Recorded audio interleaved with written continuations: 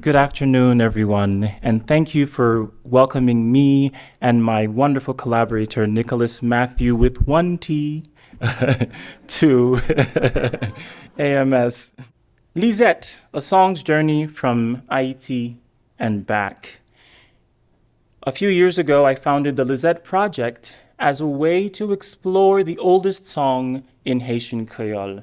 Out of that project came a short documentary which traces this history. And since producing this documentary, I've continued to be in conversation with other researchers interested in this topic and to think about the history of a song written within a society that had slavery, written by or attributed to a colonist who was not necessarily abolitionist, right? Probably anti-abolitionist, and thinking about what the history of this song is as it traveled from colonial Saint Domingue to France, to the United States, and then again rediscovered in modern Haiti. So we will begin with just a short clip from my film, Lisette. Haiti. Our story begins in colonial Saint Domingue, present-day Haiti, which was a French colony on the western side of the island of Hispaniola. The eastern side of the island was a Spanish colony named Capitanecy General of Santo Domingo, the present-day Dominican Republic. Around 1757, a French colonist named Duvivier de la Mahotière is said to have written a song in the language of the enslaved African people of Saint-Domingue, which he called Lisette quitté la plaine. Lisette has left the plain. Duvivier de la Mahotière set his lyrics to a well-known French melody at the time called Que ne suis-je la fougère? I wish I were the fern. The new song grew wildly popular among the elite and middle class of the colony. So, Lisette quitté la plaine is a song written in colonial Saint-Domingue.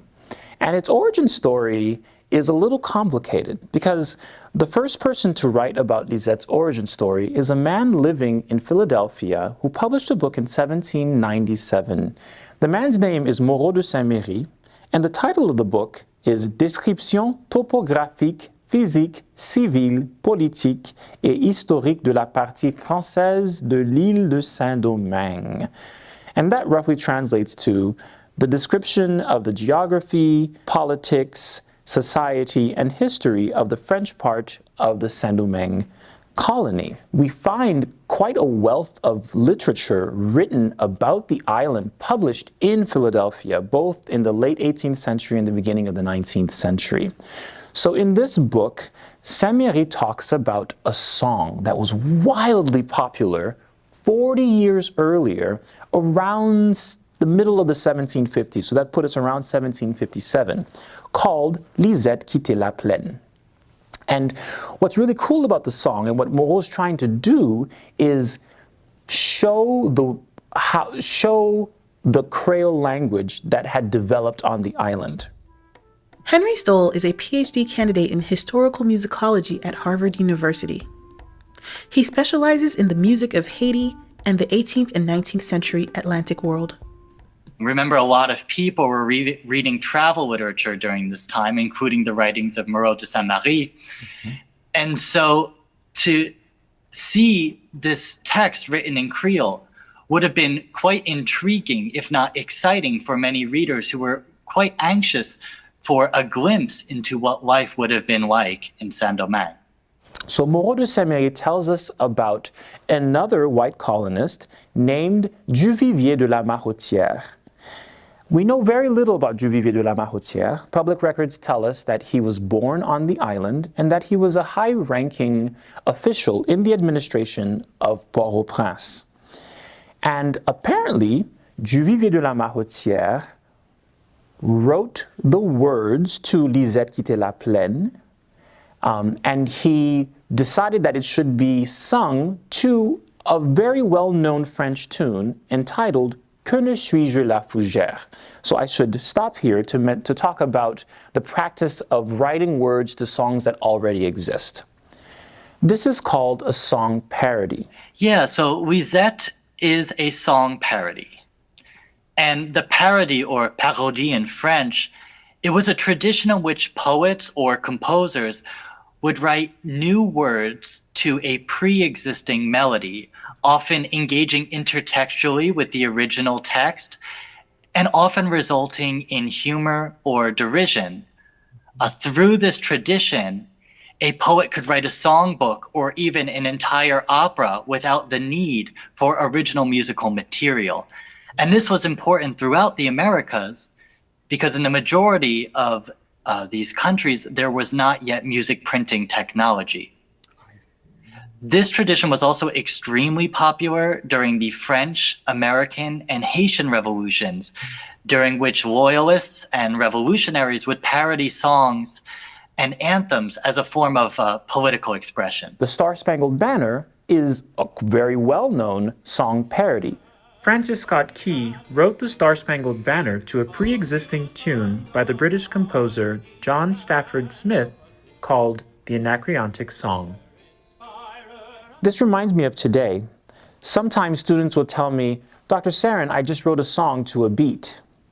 And what they're referring to is a pre-existing melody that they often will find on the internet, to which they will add their own lyrics, or they will add a counter melody to that pre-existing track. It's this beautiful phenomenon of music making that is in conversation with other music making, right? Sometimes we obsess over creative genius being completely original, but back then, you know, someone could just write a really cool text and say, hey, sing it to this tune that you already know and already really like. Well, when we're talking about colonial Saint Domingue, what we're really talking about was the wealthiest colony in the French Empire. So musically, what this means is it would have possessed many of the artistic luxuries of France. You had very lavish theaters that were performing the newest and most popular operatic works directly imported from Paris. You have concert societies, you have songbooks being written, you even have newspapers in which you would see some of the newly authored songs so that readers at home could perhaps enjoy them. You also had many instruments being imported into Saint Domingue. We have examples of, you know, metronomes and horns and violins and pianos. And people who made those instruments would regularly arrive. I even have an example of a Stradivarius violin making its way to Saint Domingue. It has been guessed that Saint Domingue had more operatic activity than per capita than did France even at this time. It was an extremely active operatic scene with many opera houses. And depending on the year that you study this tradition, the presence of Black Haitians, or what would come to be Black Haitians, would become more and more present in the 1780s, 1790s, into the early 1800s.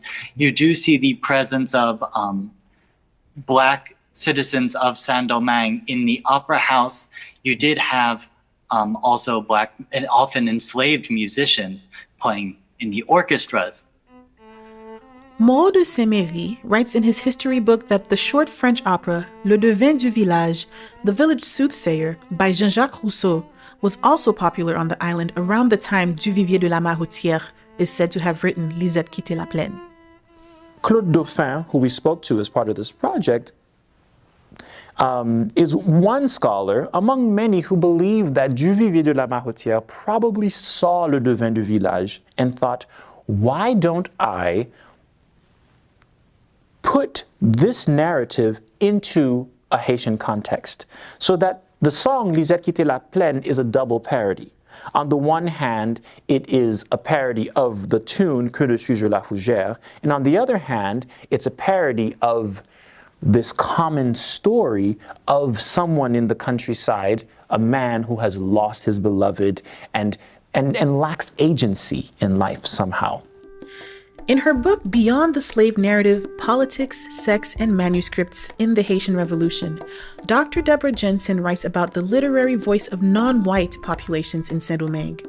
Her work offers us a window into the Haitian sources that could inspire a song like Lisette quitté la plaine. So I think the first question is just what is writing? Like when you say, written by a white colonizer, that was really the first question that I asked myself was it possible that this song was written by Duvivier de la Mahoutière, the first colonist who had brought it, had transcribed it, or at least this was what Moreau de Saint-Méry had said. And I came to the conclusion that much more likely it had been edited and transcribed from a vibrant corpus of oral literature and music.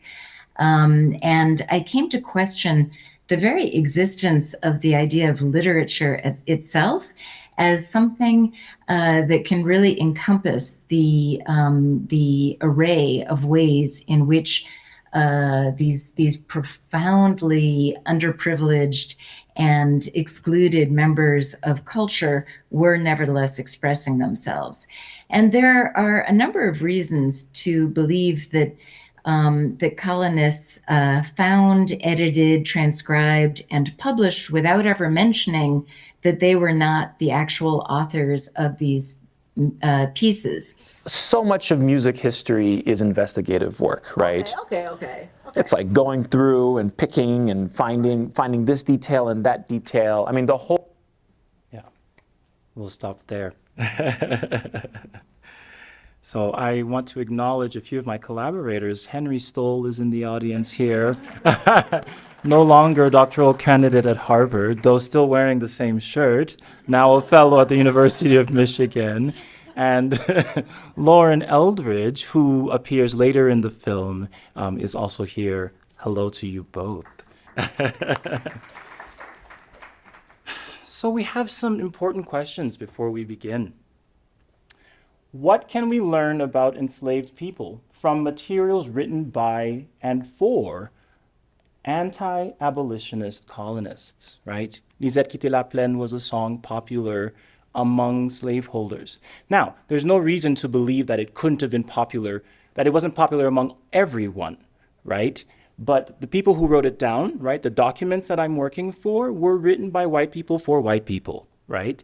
And we have to consider that. And actually, historically, in anti-colonial, decolonial literature, there's been a desire to disregard any sort of authentic interpretation from materials that come from the hands of someone who is anti-abolitionist, right? That how could they possibly know what an enslaved experience could be? How could we take this seriously, right?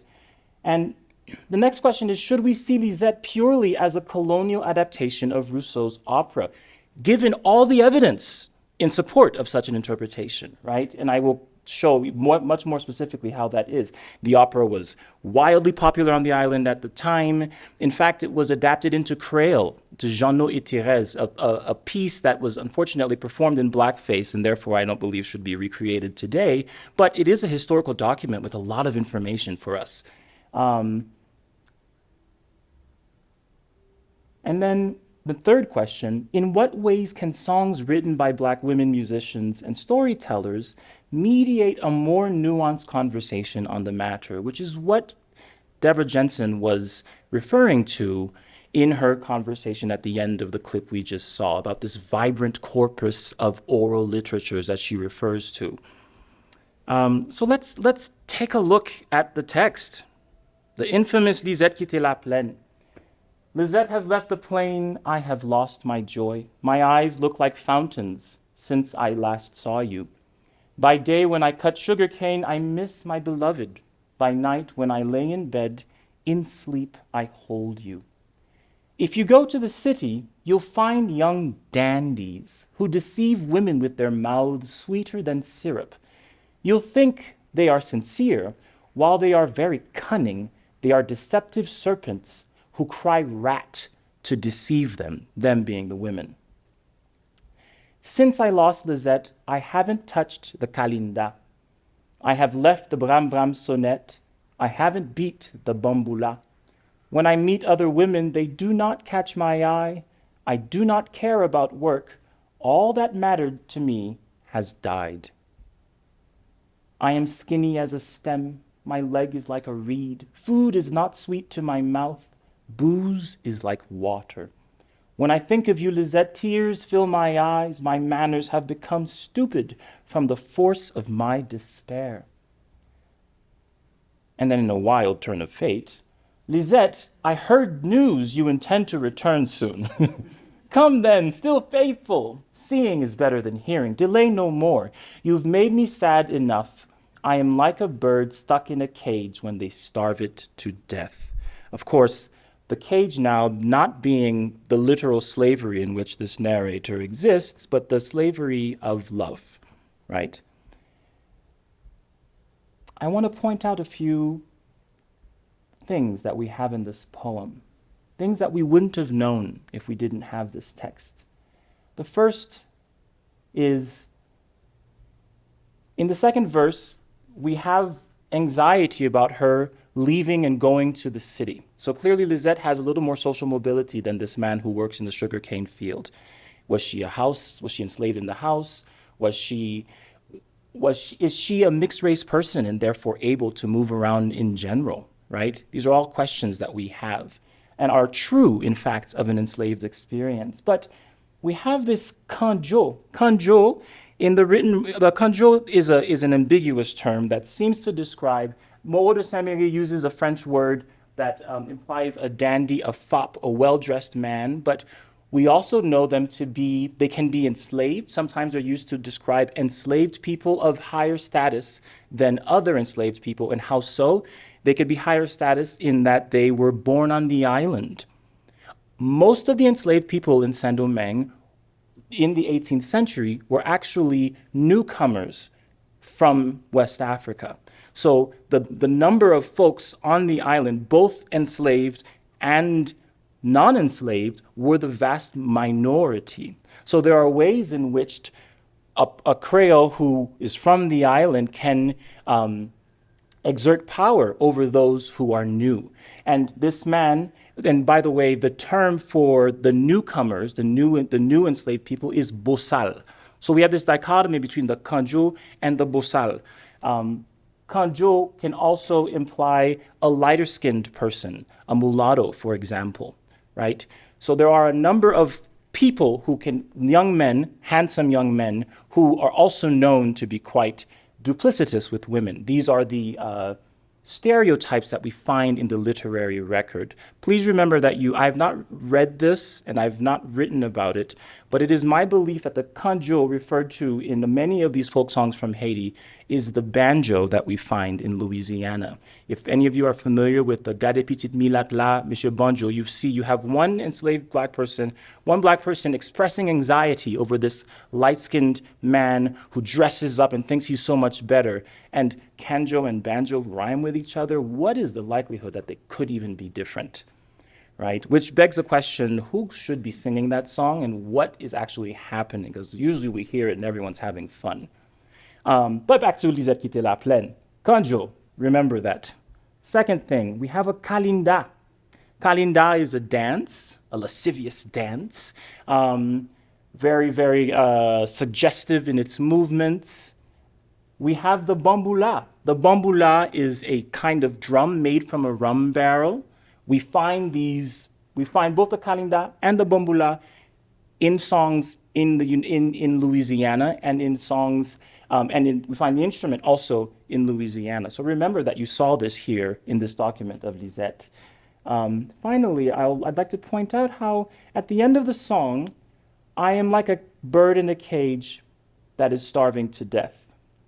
That is how Moreau de Saint-Méry ends his. In the next version of Lisette, the end changes. So, Nick and I will perform 3 verses of the original Lisette quitté la plaine. 4 verses.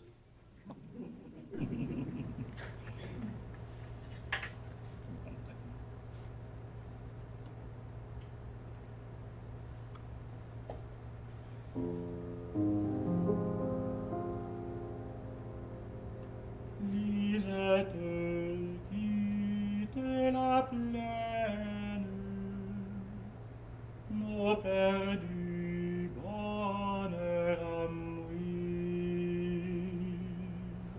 Pieux à moi semblent les fontaines des piments pas mirétoués. Les jours comme au pécan, nos songes amour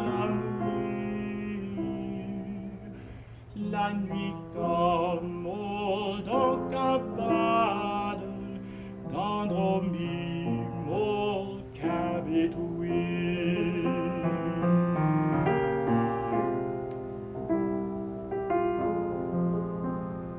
Sitôt allé à la ville, t'as trouvé un cancho qui gagne pour tromper fille, bouche d'où pas et sirop. T'en vas crier au bain sincère, pendant qu'il y a qu'aucun trop. Ces serpents qui contrevèrent, crier à vous tromper.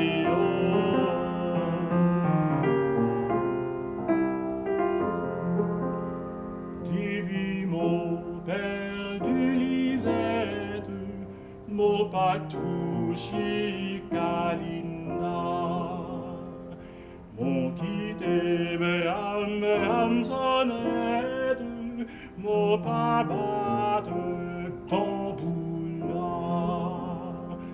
Quand mon contré l'art négresse, mon pas gagné j'ai bouli, mon pas souci travail pièce, tout qui chose à moi mourir.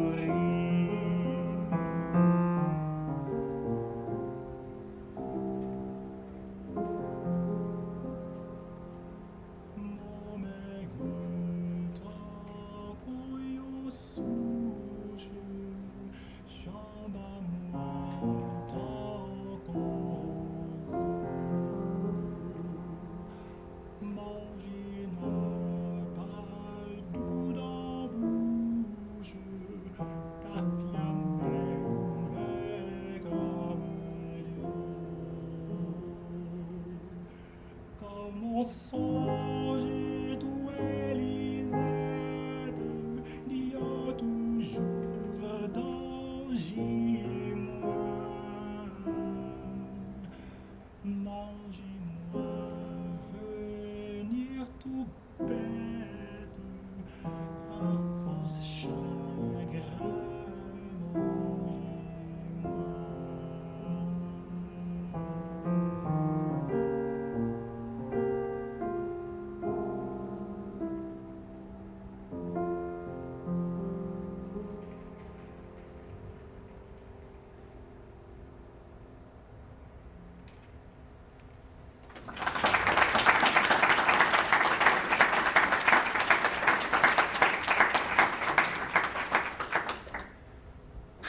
While Moreau de Saint-Méry in 1797 might have been the first person to give us a history of the song, he was not the first person to publish it.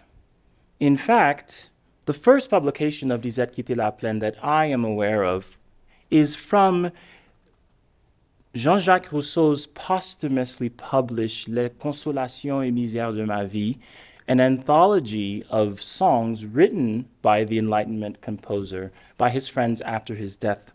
Apparently in 1778, Rousseau received a copy of Lisette quitté la plaine. It was given to him by a friend, and he was moved by the text. Now, it seems pretty clear that Rousseau was aware that this song was connected to his opera Le Devin du Village. And we can see this based on the last verse of the song. You'll note there are small text differences that you can appreciate as we perform it. But the biggest one is at the end there. Si cœur à toi pas volage, toi dois souvenir, Colin. Colin being the romantic lead in Le Devin du Village. So Rousseau knew, which means people on the island must have known, that there's a connection between these two works. I also want to point out that instead of Lisette, we have Lisetto, which is super Haitian. A lot of Haitian songs. So in the Haitian countryside, it is an endearment to call someone. So it would be Nicolaso or Jeannot. In fact, the Creole adaptation of Le Devin du Village is Jeannot et Thérèse. Jean being the French Jean, but because it's local, Jeannot. So Lisetto is in fact a more Haitian way of saying that name. Instead of Lisette quitter la plaine, Lisetto quitter la plaine. By the time we get to Louisiana, the to turns into Lisette to, and to being you have left the plain, which is a whole other. We'll get there. Okay, cool. Let's make some music.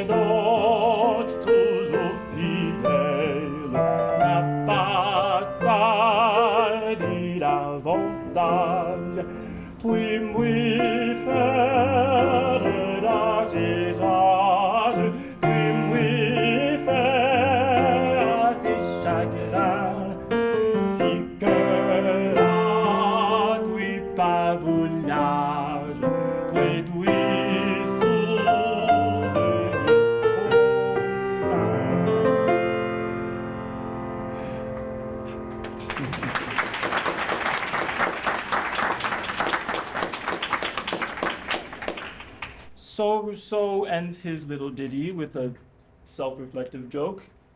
Yeah. Except this song, some researchers observe, could be seen as some sort of political protest or some sort of, could be seen as Rousseau finally engaging in a conversation about slavery.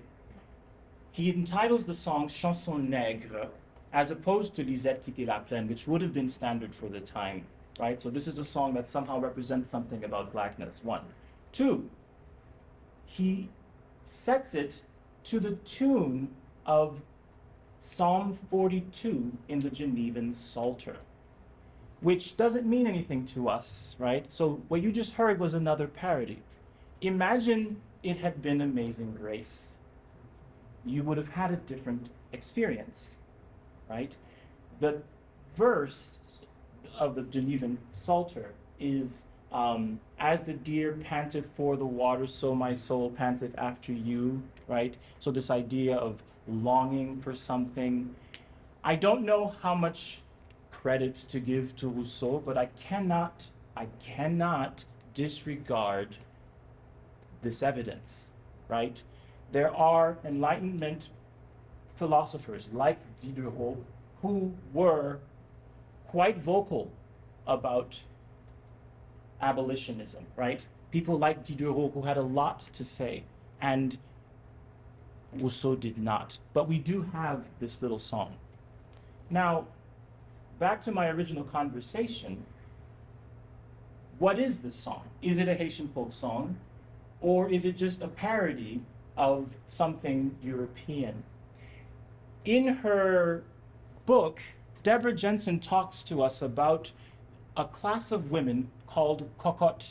The cocottes is, they were women in Saint Domingue society who were often the companions of the mistress of the house and also the mistress to the master of the house, right? And they existed in between the lines. These women were often mixed race, but sometimes they were black, right? So sometimes they were free, sometimes they were not, right?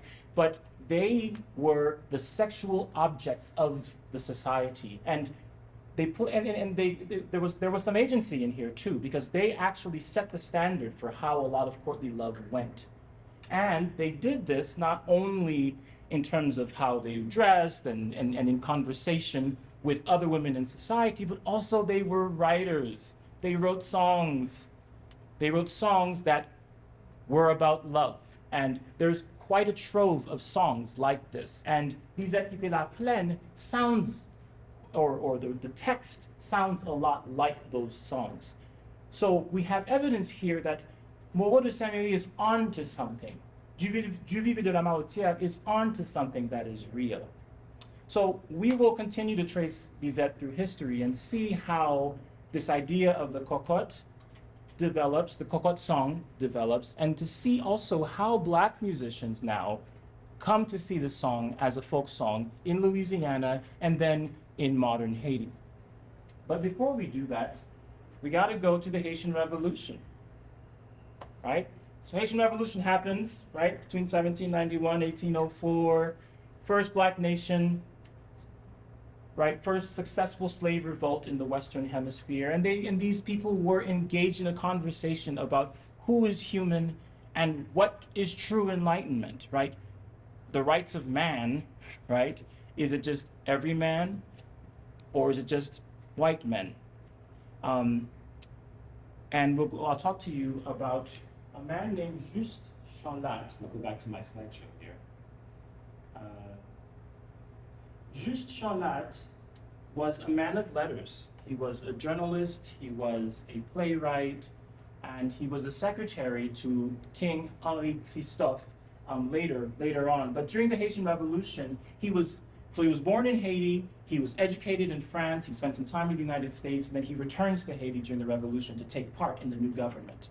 And he's a prolific writer of pamphlets. I owe all my information about his music to Henry Stoll, who discovered the two pieces that we're about to listen to. The first one is a parody of the French national anthem.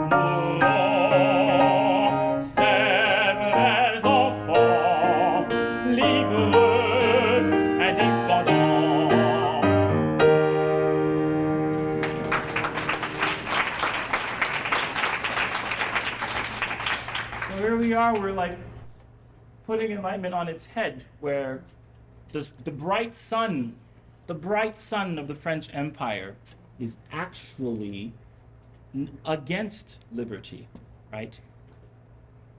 So Juste Chanlat was also a librettist and curator of opera.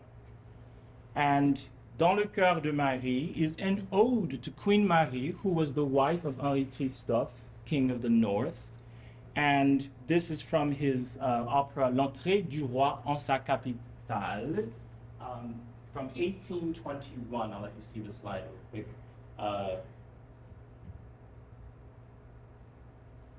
Yeah, and again, edited by Henry Stoll.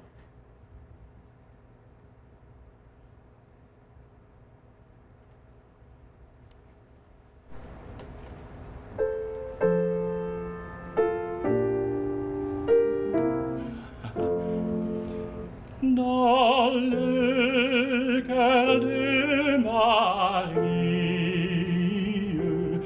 les aimables vertus ont fixé leur patrie, leurs nobles attributs.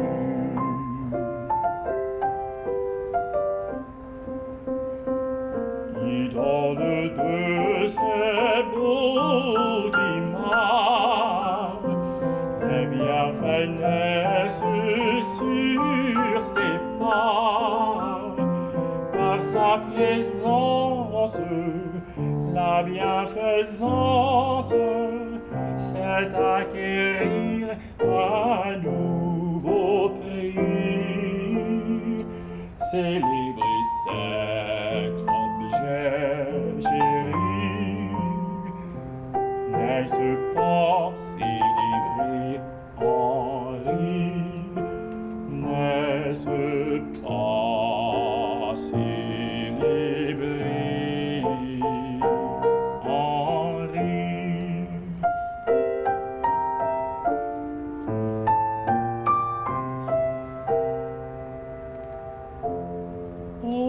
Auguste et tendre mère, de son sexe ornement, du trône ange prospère, Henri soutien charmant.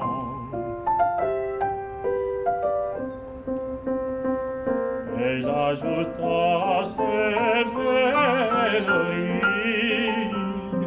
l'éclat des tendres oliviers, illustre vigne, son jet un signe, pousse des jetons fleuris, célébrer cet objet chéri, n'est-ce pas célébrer Henri? N'est-ce pas célébrer Henri?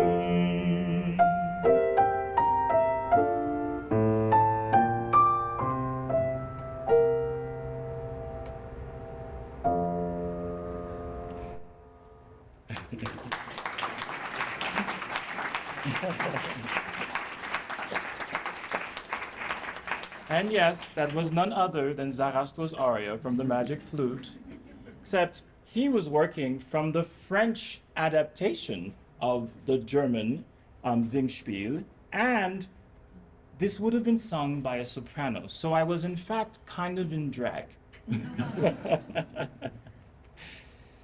A few years ago, I had the pleasure of participating in a lecture recital by Mark Clegg at the University of Michigan, tracing the history of the Star-Spangled Banner. In fact, I think I owe quite a bit to Mark Clegg and his work with the Star-Spangled Banner in what I've done with Lisette, and this idea of tracing one song and finding different points of departure from that one song through history. And And in that recital, I sang an abolitionist anthem, "Oh Say Do You Hear," published in 1844 in a newspaper in Battle Creek, Michigan. And, well, this is in English.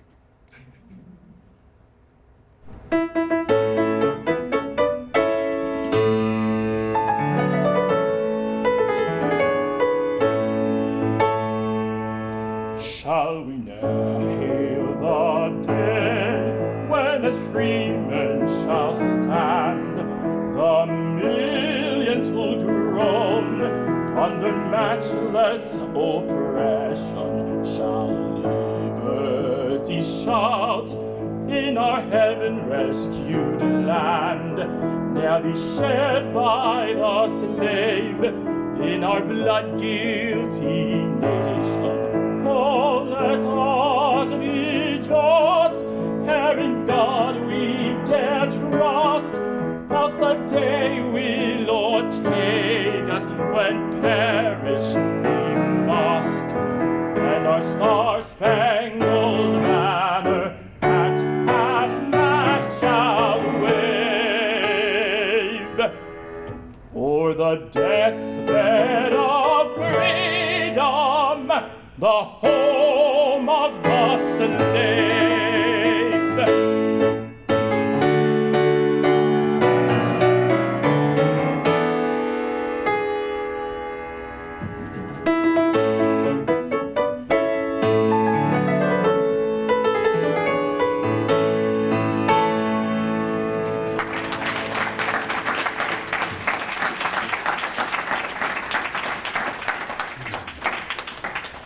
As JB has pointed out, the Haitian Revolution led to quite a big diaspora, and a diaspora that resulted in many families moving to the American South, in particular Louisiana.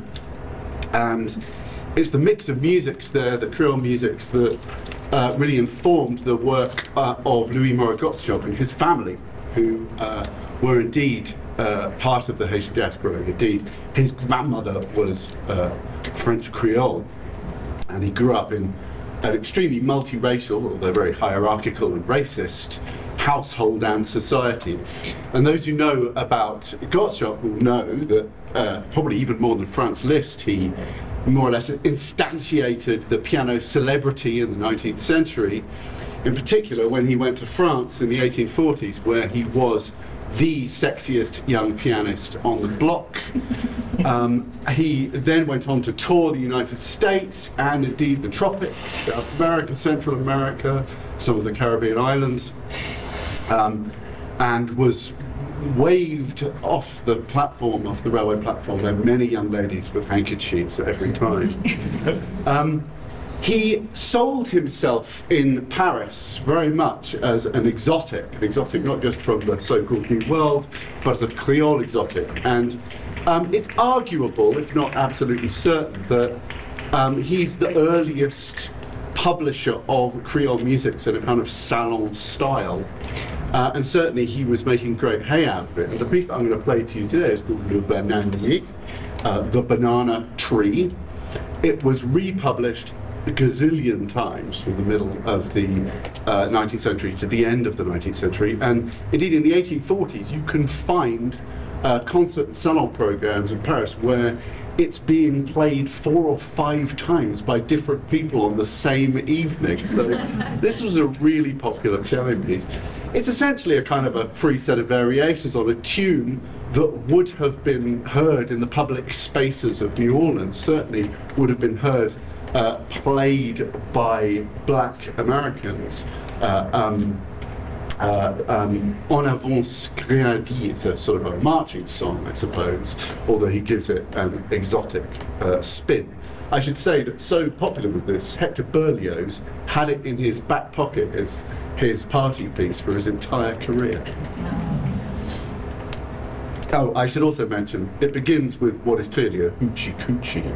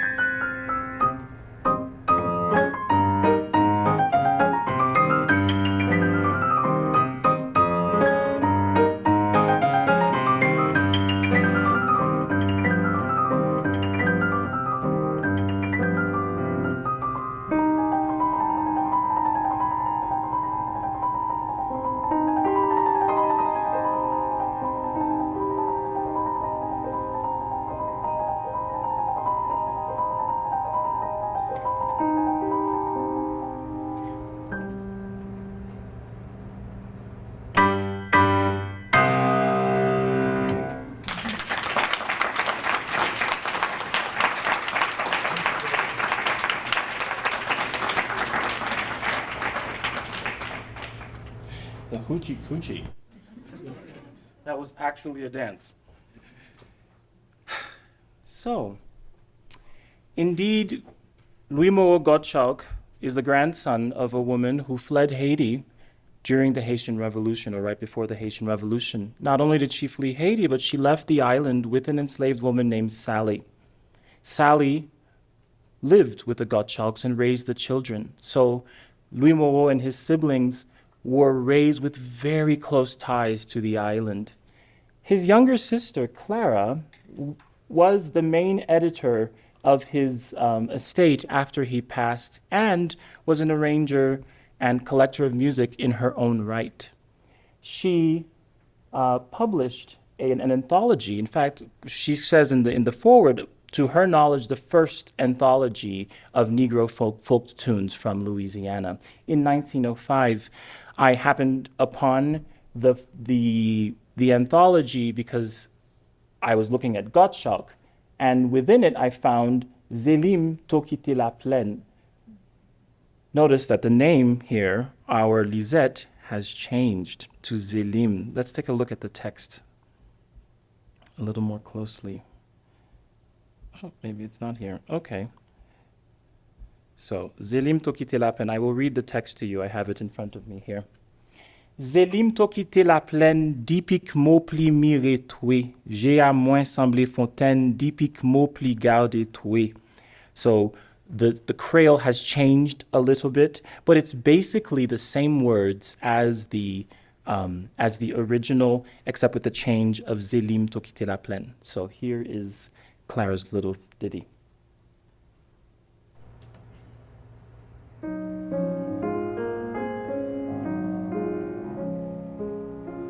Zélim to quitté la plaine, dipic mot pli mire toué.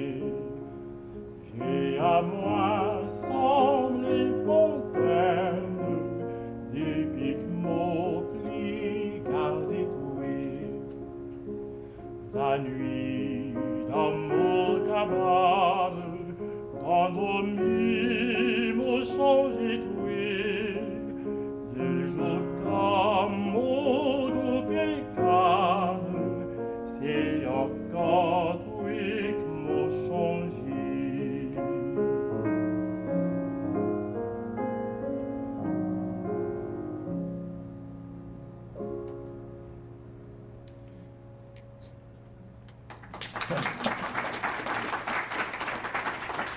So what I failed to mention was that in addition to the title, the name of our protagonist or our subject, the melody is different, right? So the text, but a new melody. I want to turn now to another Louisiana composer, another woman from Louisiana, like Clara, arranging and collecting music, and that is Maude Cuny Hare, who lived from 1874 to 1936. Maude went to the New England Conservatory before Florence Price did, yeah? And she has an anthology of Creole songs, and in it, we have this very interesting dialogue d'amour. Now, in her intro to the dialogue d'amour, Maude tells us that this is a kalinda.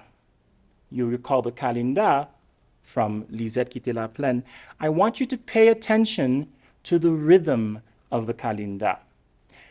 But on top of that, not only is this a kalinda, let's take a look at the story. We have a woman, right, who's asking a man, if your love is so great, you have to show me your money, right?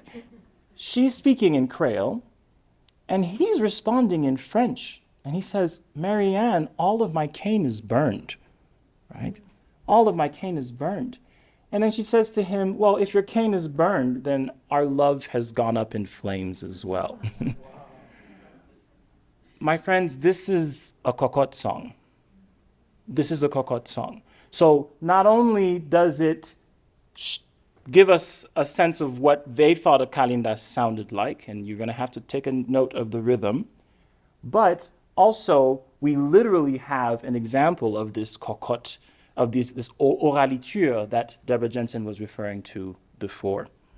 So, let's have some fun. Dialogue d'amour.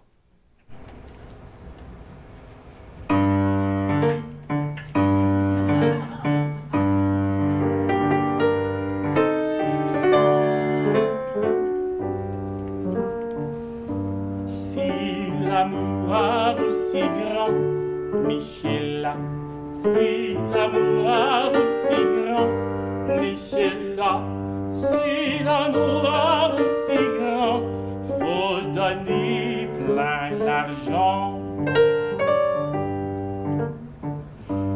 Toutes mes cannes sont brûlées, Marianne sont brûlées, Marianne.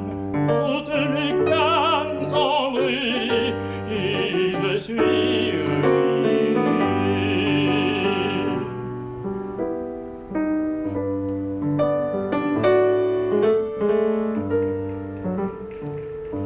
Si canards brûlés, Michela, si canards brûlés, Michela, si canards brûlés, l'amour à nous flambé.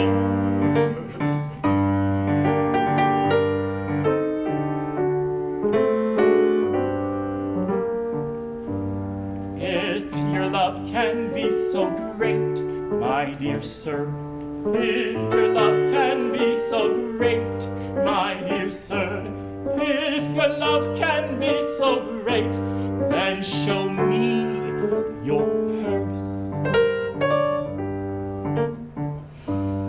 All of my cane is burned, Marianne is burned, Marianne. All of my cane is burned and ruined and gone.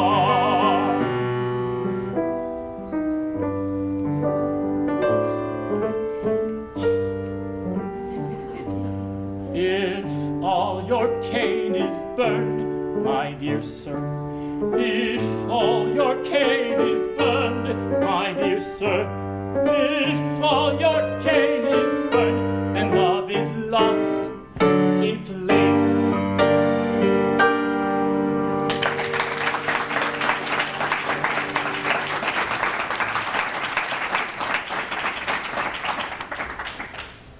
And we turn now to my favorite version of Lisette quitté la plaine.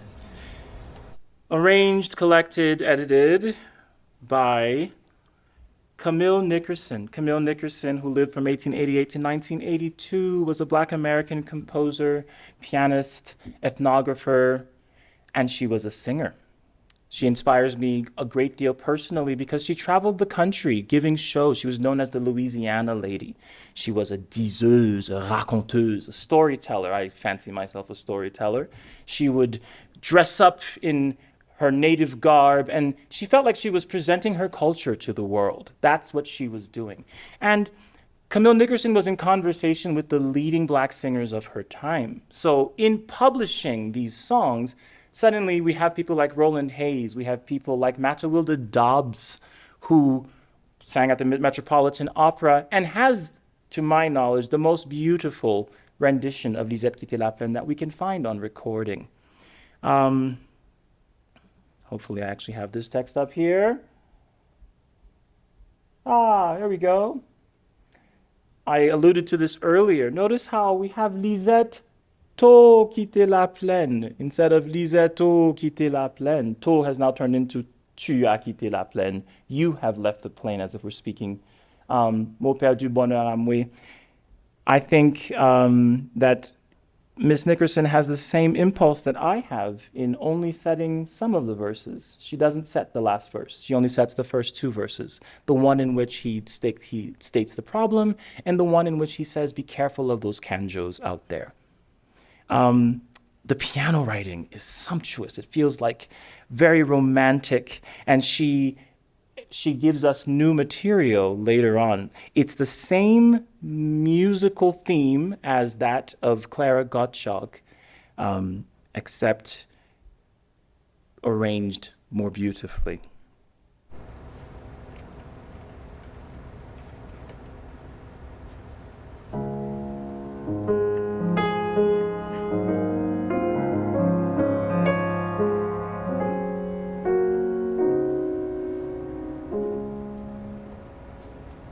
Lisette, toi, il la plaine, au père du bonheur à moi.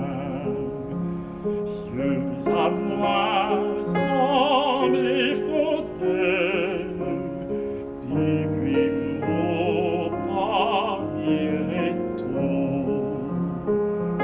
Le jour, comme au coupé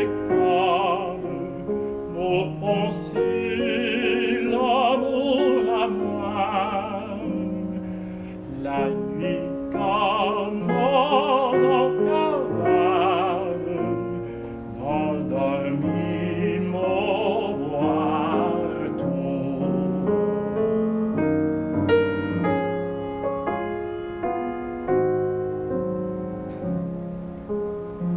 Sitôt allé dans la ville, t'as trouvé mon candidat, qui gagne d'autres pévilles, bouche d'où passer si haut. Toi vas croire les biens sincères, pendant que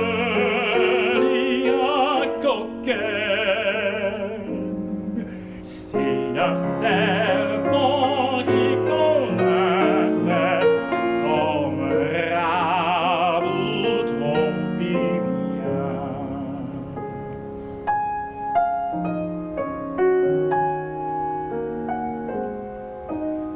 Lisette,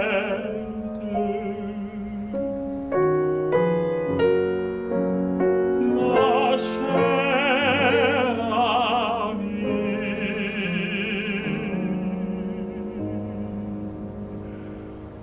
Lisette, toi qui es la plaine, au perdu bonheur à mourir.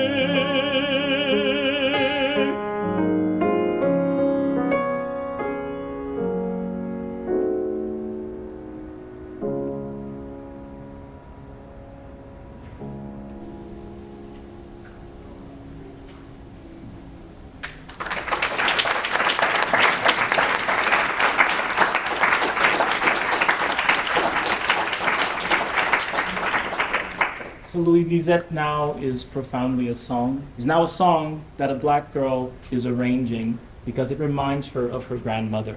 It reminds her of something that is true to her experience in the South, that she publishes, that she shares with people in her community, that she performs throughout the United States.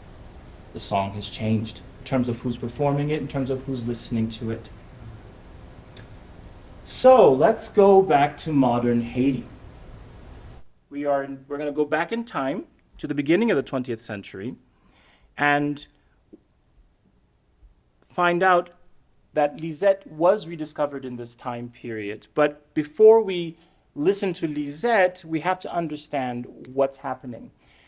Between the years of 1915 and into the 1930s, there was an occupation of Haiti by the United States under the pretext of reestablishing law and order. Right? The United States invaded Haiti. They were on both sides, Haiti and the Dominican Republic. And during this time, there was a subjugation of Haitian culture, subjugation of Haitian forms. This is what Lauren Eldridge had a lot to share about in the film, if any of you are interested in the film. But we should get a sense of what the sounds of the time are. I'm going to perform for you, we are going to perform for you, an Ave Maria written by a man named Louis Borneau. Well, the melody was written by Louis Borneau. He often made music in collaboration with Justin Elie, who was a prominent Haitian composer at the time. Louis Borneau was actually the president of Haiti for the beginning of the US occupation and was on the side of He wanted the Americans there. And let's listen to his sort of interpretation of classical music as he understood it in this Ave Maria. Oh, yes.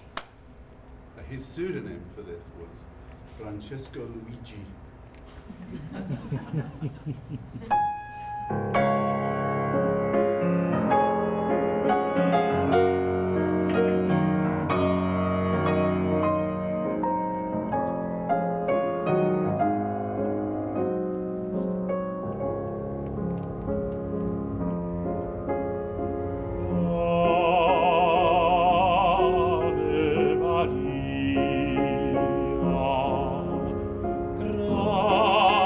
Maria plena Dominus tecum, benedictato in mulieribus, et benedictus fructus ventris tui, et benedictus fructus ventris tui, Jésus.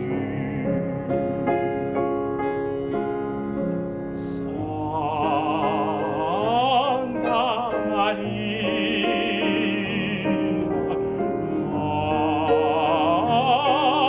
Mater Dei, ora pro nobis peccatoribus, ora pro nobis peccatoribus, nunc et in hora mortis nostrae.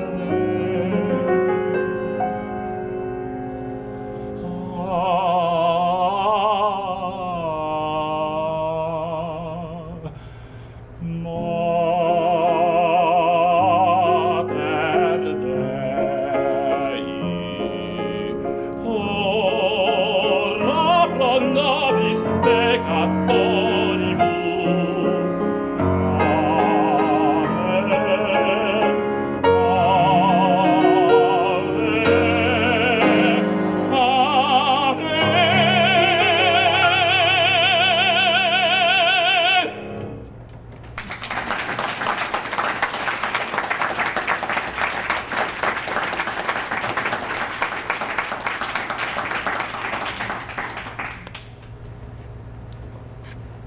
JB always calls that extra. I'm going to play a solo piano piece by a Haitian composer called Ludovic Lamotte. Lamotte is one of the most important Haitian classical composers, but also wrote a lot of sort of more vernacular music of the 20th century. And he was from a very literary family. He was recognized for his talent very early, and in fact he went away to Paris in 1905, studied for a year in the vaunted studio of Louis Dimier, who was, those of you who know about early 20th century France will know was a great advocate of early music and the harpsichord, amongst other things. He came back a year later and was more or less at the center of a fairly vibrant Haitian music scene, but one that was more or less positioned against American occupation culturally. In fact, you know, a lot of the incipient language of ethno-nationalism that you get in Ludovic Lamotte's self-understanding is partly a sort of response to the conditions of US occupation. And in fact, he was a great salonier. He had many musicians in his house gathering around his piano, and he felt very strongly that Haitian culture had a link to sort of African roots, and rather in the spirit of Bartok or Vaughan Williams, you know, felt that he could recover some kind of ethnic essence that he then injected into his salon music. This is an example of a dance called a sobo.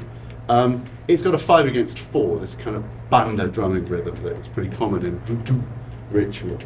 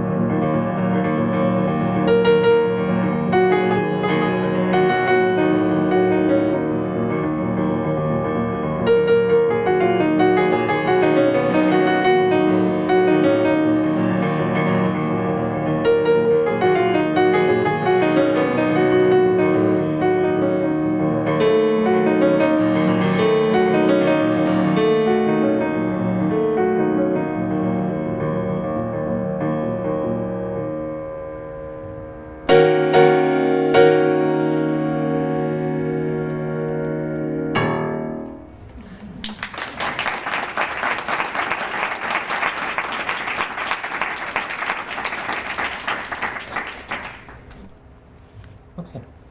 I thought we were over time. We're not. Yay. So, to characterize Ludovic Lamotte as nationalist and only interested in things that sound Vodou, and Louis Borneau as imperialist and only interested in things that sound European, right, explicitly European, is unfortunately an oversimplification of what was going on at the time, though they might tease out something that was true. Ludovic Lamotte has a lot of music that sounds very European. He has a song called Billet that sounds like an aria, and it's gorgeous, just like Ave Maria. And he also has music that sounds like what you just heard, right? That it's like bringing in this sound of the Vodou ceremony into the salon. In 1929, Jean Price Mars, who was the leading Noiriste philosopher, Black Power philosopher, Black Power of the Francophone world, right, was the leading Noiriste philosopher of Haiti, right, brought Lisette quitté la plaine, which he found in Moreau Saint-Méry's writings, to Ludovic Lamotte to set in celebration of the Creole language. Kind of strange, right? Moreau de Saint-Méry is a very racist man. That book is a very racist book. However, what he's trying to do in that book is make a case for Creole as a separate language from French, as a non-trivial language from French. That's what Moreau de Saint-Méry was trying to do. Deborah Jensen says that might be why he feels like he needs to hold on to Duvivier de la Mahotière as the transcriber, as opposed to acknowledging that it might have been written, that it might have come from that right vibrant corpus of oral literatures, because he was in fact interested in making the case that, hey, these people have created a new language here, we should pay attention. So that's what Jean Price Mars in 1920s is picking up on, and he's saying, hey, let us set this poem to music, give it a 20th century sound in celebration of hundreds of years of poetry in Creole. Ludovic Lamotte chooses the national musical form of Haiti to express this musically, which is the meringue.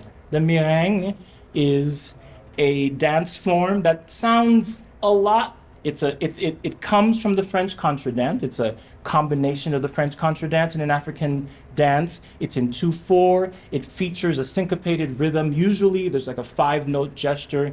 Bop, bop, bop, bop, bop, bop, bop, bop, bop, bop. There are, I like to laugh with my friends that the most recognizable meringue in pop culture is the Mario theme song. Bop, bop, bop, bop, bop, bop, bum, bum, bum, bum, bop, bop, bop, bop, bop. Okay, all right, we get it.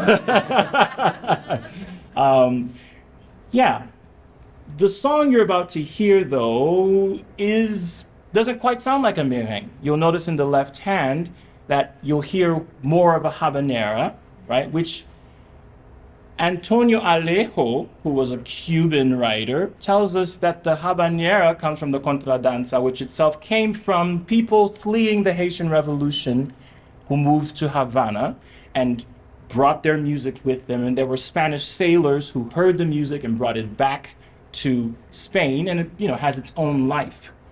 What's very strange, and I get a little emotional saying this, is that when I was growing up, I would play things on the piano like La Paloma and think, wow, this sounds like Haitian music. Haitian music is imitating something Spanish, not knowing that it was the other way around. No one had told me that story. So there's a future project where we can talk about the meringue and how it is part of a much larger conversation. So in this one, we have the habanera rhythm in the left hand, but you get the ba ba ba ba da bum ba ba ba ba ba da. You get it in the melody. So it's kind of a hybrid of both. Lisette, Lamotte.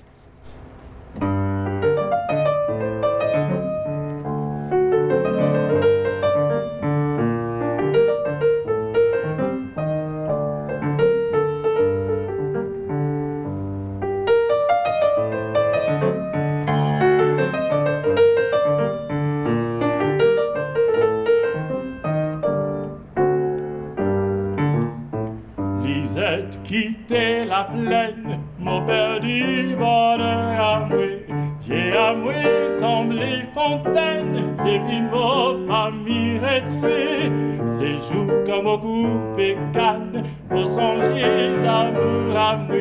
La nuit comme dans cabane endormi, mon cœur détruit.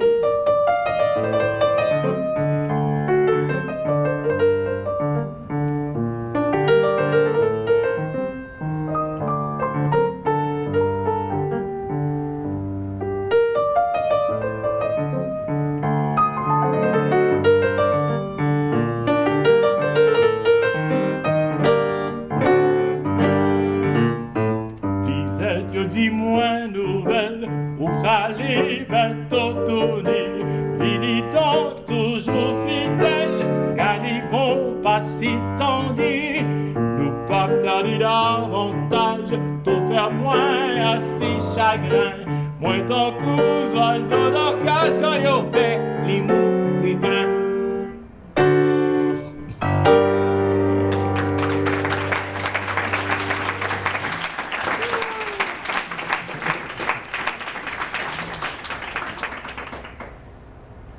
That's it.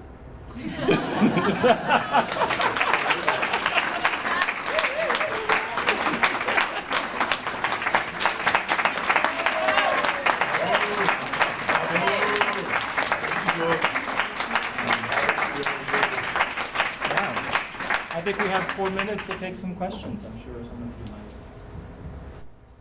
you Right, take requests. might. Yes, please. Thanks. This is phenomenal. I can't wait to explore the project more and for the upcoming recordings. And but I had a question about the Clara Gottschalk collection. Do we have any idea where that melody comes from? Does she say anything about her like methods? Well, she says that they're songs that she heard growing up. She said that some of them, those are melodies that her brother was the first to introduce into a classical arena. She says that she was inspired by Dvorak, and that Dvorak's message to American musicians that their true sound came from indigenous people.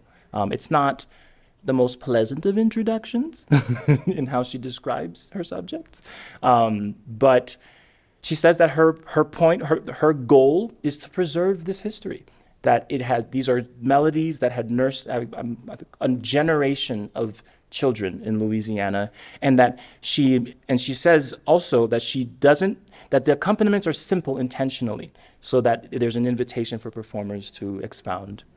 Yeah. But I too am very curious. Clearly, it doesn't sound like a folk song. Yeah, so it probably is there. If we could find what that original was. Yeah, great question. Yeah, David. Thank you, Joanna. Third time I've heard the program, you always change it. Even more brilliant here at AMS. What is the status of the song now in Haiti? Do all school children know it? Would everyone recognize it? Great question. The poem is taught. The music is not. So the La Motte version of Lisette, I mean, some people sort of know it, but it's not. I mean, my father knew that Lisette quitté la plaine is the first poem in Haitian Creole, but there isn't it's not known as a melody. Interestingly, the Lisette Project is interested in commissioning a new Lisette for the 21st century, and to think about what verses should be in that Lisette, what should be there, what to do with it. Yeah, great question.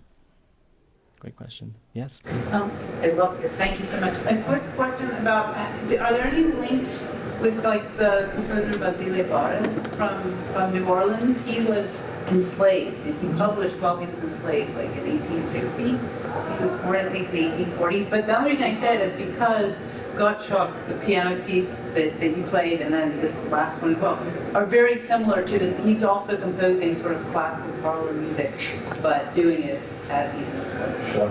Oh, I see. Oh, interesting. I'll share that. Yeah, please share that with me. I've not heard of him, and yeah. Thank you so much. That was completely inspiring, and my mind is kind of going off in all directions. But just had a very simple question. Do you find that once Napoleon reinstated slavery, that registered then within this tradition, in the songmaking tradition that you've been looking at? Oh, that's an interesting question. What do you think, Henry?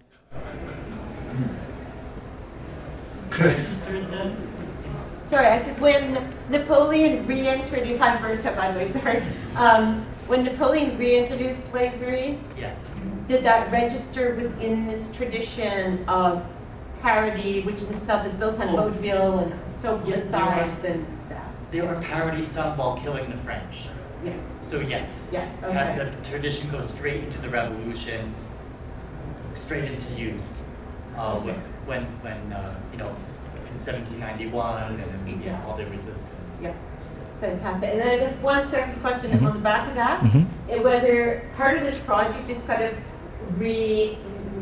thinking about reconceptualizing the vaudeville parody traditions as they adapt to their new environments or are adapted to the new environment. I'm certainly interested.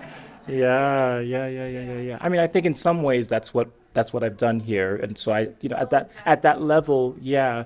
But I don't have plans, or I guess in the album that we're planning an album, and in that album we are certainly interested in finding other songs like Lisette, other cocotte songs, to give a larger context, right, for this. It's kind of endless what can happen, and you can imagine too, as educators, right, what a unit could look like in taking the text and seeing how it changed and considering how a canjo becomes a banjo and what is a bosal, and also imagining the different kinds of structures, right, the racial anxieties that exist. I find that a lot of my American friends, while they understand racial relations here in the United States very specifically, but it doesn't quite translate to how you have enslaved people, free black people, light-skinned people, dark-skinned people, and how privilege can change when you're engaging in Latin America, right? So just, for example, seeing someone like, someone was talking about Heitor Villa-Lobos as a composer of color, right? Right. But we would never do that here in the United States, so it's, yeah. And of course, you're very welcome. Please, yes. Thank you. This is wonderful. I work in the French Caribbean, Martinique, Guadeloupe, and I was wondering, and I'm also from Quebec, so I have so many thoughts right now. But I'm wondering, is that something that you would look into, like other French Caribbean islands that might have exchanged this song, if we know about it, or if it's an area you're wanting to look more into? Yeah. So the answer is yes. I am quite interested in that. It's interesting how the song travels, and certainly in Deborah Jensen's writings in particular. I don't know if you're familiar with her.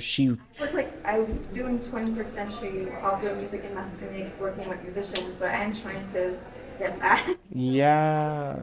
In her book and she has an article, she really engages with Guadeloupe and Martinique, and there's the term, the Biki literature, right? We don't even have a term like that in Creole, in Haiti, and in fact, I think in Martinique and Guadeloupe, there is a sense that we can't study this or we can't learn anything from this literature, right? And so, very interesting question.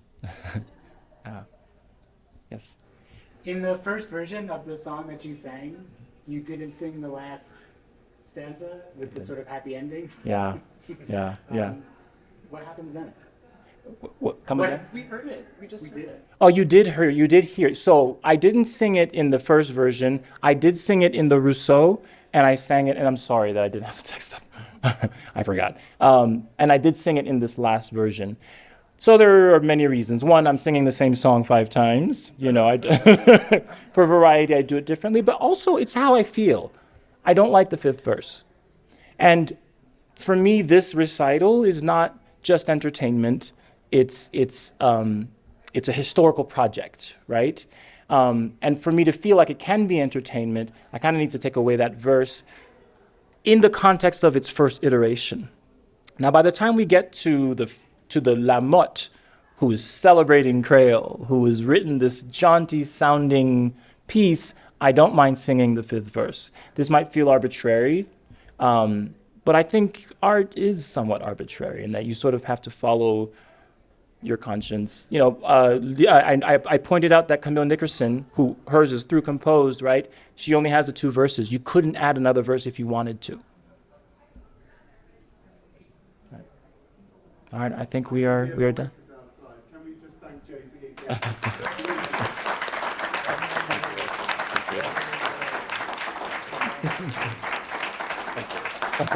again?